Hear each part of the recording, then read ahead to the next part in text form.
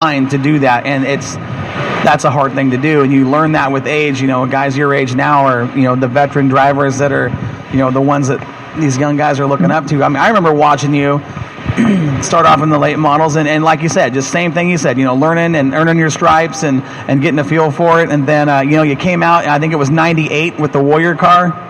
Let's see. I think it was 97, 98, brand new car, first on the track, and he took 2001. I was in the Warrior. One of the worst wrecks I've seen in a late model. I mean, that was a scary deal, but a testament to the way these cars are built. But and again, I think that was one of those deals where racing with a young guy trying to earn their stripes and kind of got into the wrong way and took a tumble down the backstretch about 7 times. But yeah, that was worse than a bad night at the casino. I lost a whole bunch of money in just a couple of seconds. First night out. I think that race car had a total of about 28 laps on it, and it destroyed it. Yeah. I mean, I bet I didn't save $600 in parts off that car. I don't remember how many times it rolled over, but it hit so hard one time when it hit the ground, it actually broke a coil spring, and I never in my life have ever seen that done again, and never had before that. And just really, really fortunate to walk away from that, really. And I tell you what, that particular crash, you bring that up, that changed my racing career. That changed the way I thought about it. I was really, really penny wise, because you have to be able to go every weekend, and I would scrimp on a lot of things to be able to do other things. And now, if they came to me and told me you have to have this helmet to race this car and it costs $10,000, I'd buy it. I wouldn't even hesitate 1 second to buy it, knowing what good safety equipment does for you. And that's first and foremost in my book, is safety equipment. And we've had a huge advance in safety equipment. Part of that was due to Earnhardt's passing in the wreck at Daytona. That affected motorsports at all levels, from NASCAR clear down to karts. I mean, you see kids now in the karts wearing the Hans device. Absolutely. And as bad as that was, it's kind of one of those things that we all learned from. With so much technology, we talked about this earlier in a couple of conversations, the technology changing so fast. You said you spent a lot of your off season reading and schooling yourself on the technology and the suspension and the shocks. A huge advancement. Shocks are and dirt everything. Racing. Yeah, it's a big deal right now. Everything. So I took a look at your car, and you've got some nice shocks on there. You've got a nice package underneath you. That race car should know. I mean, that's an A-main car. No doubt that car should win some races. I did. I should change shock manufacturers, which I had good stuff before. I just didn't feel that I was getting the support that I needed to do what I want to do. And once again, I reached out for some lifelines, some guys that I know in the Midwest and in the South, and asked them pretty much, who's the guy? Who do I need to talk to? And they threw out a handful of names, but one particular name was at the top of the list every time. So that's the guy I went to. Unfortunately, he only works with one brand of shock. So I had to ditch everything that I had and start over. And as you guys know, they don't give shocks for late models away. So that was a pretty tough bullet to bite. But immediately when I got them to the shop, the first thing I did was, obviously you compare dyno sheets, and they're night and day different from what I had before. I mean, basically what it boils down to is, if you take the shocks off the cars that are running up front right now and take them and compare them to what I had on my car, I had 2 right front shocks on my car all year and didn't realize it. I didn't know any better. When I was in the mods, I was hooked up with the guys at BSB, and they did everything for my shocks, and I didn't have to mess with them. I'd just call them and say, hey, this is what I want to do, this is what I need, this is what I feel. And they say, all right, there'll be one in the mail tomorrow. It'll show up on the brown truck, and you bolt it on, and it'll work. And it did. So I never had to mess with any of it. And that, that piece of knowledge that we were missing last year hurt us tremendously. I mean, and basically what it boils down to is, the guy that built my shocks built them for an open tire or a condition where you have a lot of traction. And as you guys seen last year, when there was traction in the track, we were lights out fast. We were in the dash every week. Fast time, I don't know how many times. But then, as the night progressed and track slicks off, the guys that are normal front runners, they'd fall off 2 or 3 tenths. There'd be some nights that I'd fall off over a second, and I just didn't know where it was. I knew what I was feeling, and I knew what to change, but we just never could get it to do what we wanted to. And it wasn't until after the season that we realized the equipment we were using was excellent top dollar equipment. It's just wrong for what we were doing. And I had to swallow my pride a little bit and admit that I didn't know what I was doing, and I had to ask for help. And I'm glad I did, because I think 2016 you're going to see a lot of different things out of the 8 car. It's I really think now we have all the pieces and we've got them put together right, and I'm pretty excited to get going. And you talk about, preparation, for the 2016 season, and you've been all over. I mean, you've been, up down the West Coast and everything. You've raced a lot of tracks. Kind of go back a little bit. Let's talk about what, in your history of racing, even from, late models to modifieds, what is something that sticks in your head that was either the best or the worst, besides the wreck? Let's start with the best time that you've had in racing. I don't know. I enjoy race cars. I'd drive a hobby stock if that's all I could drive. I just like to drive race cars. I've been around racing since I was about 3 years old, of one sort or another. My folks always raced cars, and when I was young, I raced dirt bikes. I wanted to be a motocross star, and I did that till I was about 17 or 18 years old, and I actually broke my back racing bikes, and that's when I got off of them and got into cars, because I could stay on the ground, and I had a roll cage around me, and when I finished my rehab and got my back healed up, they told me, if you do this again, you won't walk again. That's a pretty scary thought. If you can't walk, you can't do anything. That really limits you, and it scared me. I like being able to walk. I like being able to run. I like being able to live life like I'm doing it right now. And I've been around race cars my whole life and worked on race cars. And so it was a pretty easy transition to get into them. I built a hobby stock and I raced it. I originally had built it to race on the asphalt, and that's where I went. I raced it one time on the asphalt, and some good friends of mine, they were into dirt racing, and they said, hey, you should bring that beater down to the dirt track and race it down here. And, the dirt track was Willamette Speedway.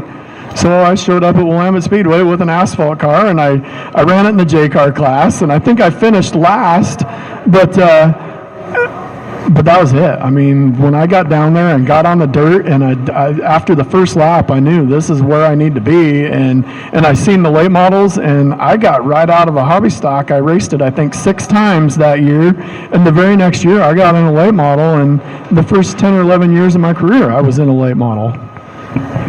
Yeah, those were the good days back then. We were all young and having fun and didn't know a whole lot. But, going from there into the 2016 season, one thing that kind of really surprised me was, when we bumped into each other and did the interview out there at the swap meets at the Mile to Wild put on by Steve Moore, and you debuted the GRT. I was real surprised to see you in the GRT and hooked up with the Dragger Performance crew, in Albany. How'd that whole relationship come about with the Draggers and the GRT chassis? The last year, I guess it was 2011, a real good friend of mine, Dustin Cady, him and I kind of went on a tear in 2011. I think we won everything in the Northwest, and everything south of Salem he won, and everything north of Salem I won, and there wasn't a race in Oregon and Washington that one or the other of us didn't win. I mean, we cleaned house. We both won championships. I won a championship at River City at the fairgrounds, and I think I swept the season.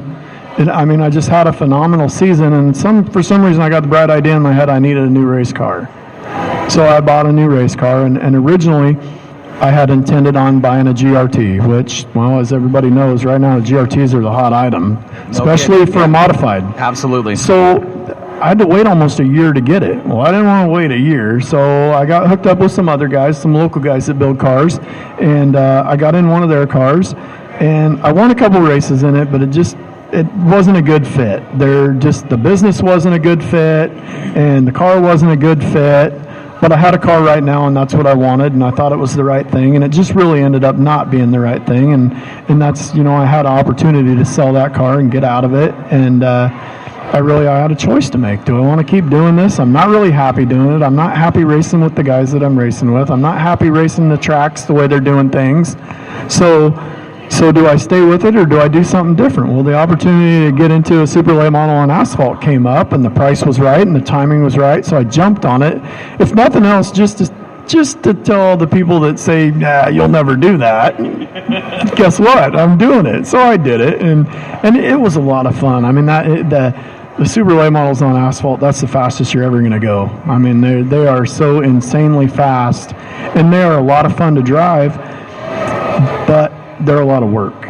That's a 40-hour-a-week job. When everybody says race cars are a lot of work, and that really is, and that's not something that you can do by yourself, and it's not something that you can do with one other guy. So that took my team, which is myself and my crew chief, and usually one of my sons or both of them, and that's all we've got, and we're pretty successful. We win a lot of races. We do really well everywhere we go.